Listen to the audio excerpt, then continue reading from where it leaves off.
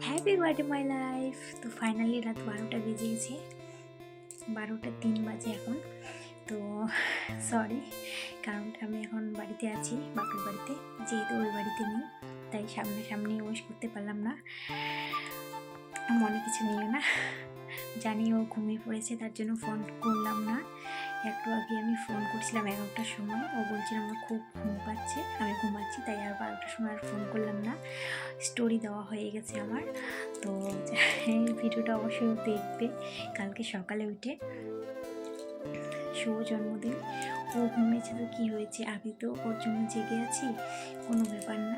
ওকে আমি সকালেই উইশ করে দেবো। আমার ইচ্ছা ছিল যে আমি একটা ব্লগও করবো, আমার একটা ব্লগও হয়ে যাবে আর ওকে উইশ করাও হয়ে যাবে। ভাবছিলাম যে রাত 12টার সময় ওকে ভিডিও কল করে উইশ করবো, কিন্তু সেরকম কিছু হলো না, কোনো ব্যাপার না, যেহেতু ও ঘুমাচ্ছে, ঘুমটা আগে, তো উইশ তো আমি সকালেও করতে পারবো।